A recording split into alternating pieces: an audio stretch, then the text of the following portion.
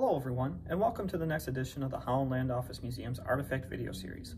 My name is Ryan Duffy and I'm the director of the museum, and this week we're going to go back to a topic that we touched way back at the beginning of this video series and involves some of the hangings that occurred here in Genesee County, and we're actually going to talk specifically about the first one that happened, as it actually happened 215 years ago earlier this week. And that is the hanging of James McLean, and it might be the most infamous one out of the 7 that occurred in the county's history.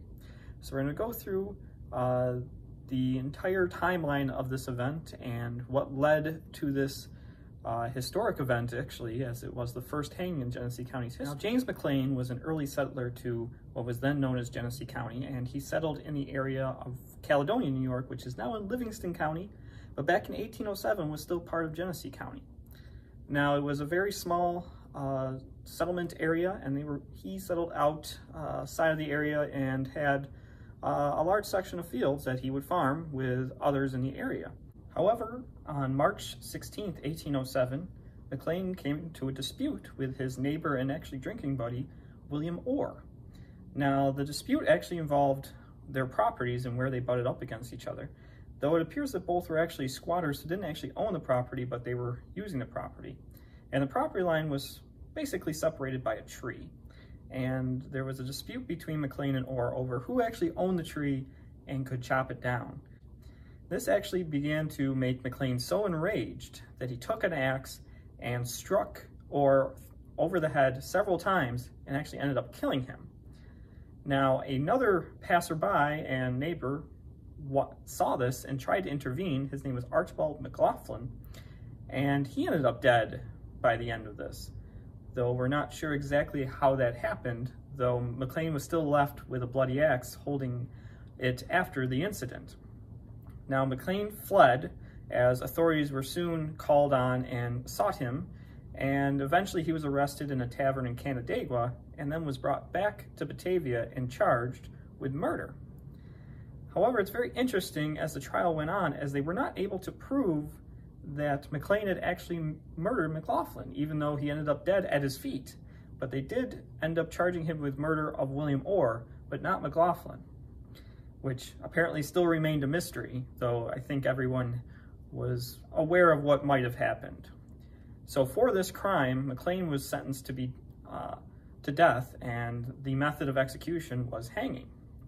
Now, the jail here in Batavia was in a different spot than we know it today, and so was the hanging yard, as the hanging yard actually would have been right off of Main Street today, behind the area we know as Jackson Square today.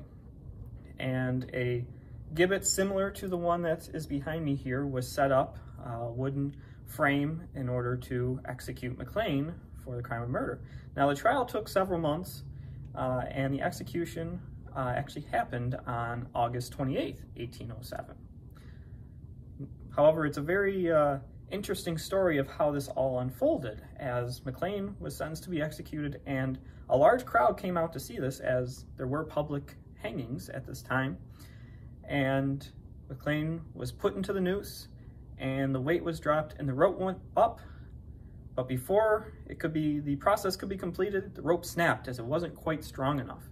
And McLean, after dangling for a few seconds, fell back to the ground, but was still alive. And this is where some of the tales start to come out, and legends of what McLean might have said and how this sort of transpired. Now, after this part, McLean, according to different sources, apparently said 2 different things. So we'll go through that. The first is that he said, well, I killed 2 men, so I deserve to go back up again. And some of the crowd actually added to this sentiment, as that he hadn't actually been executed, so we got to string him up again. However, the other half, and could be reflected in what McLean might have said as well, if he did, was that he had actually been hanged, so you should take mercy on him, as he had actually, his sentence had been commuted. And some of the crowd said, well, he actually did hang, so we need to just keep him in jail or even set him free, some said. However, most likely neither was actually said, though maybe McLean did beg for his life after falling to the ground. However, the county clerk at the time was sent to get a much stronger rope, and this was used to actually execute McLean and do it properly, and he was strung by the neck that day and died. Now, we're not sure where exactly he was buried, though he could have been buried here in Batavia, but that's never been really proven, as we don't believe he was given any sort of grave marker, being a criminal. But James McLean became known as the man who was hanged twice, and the legend is still talked about today.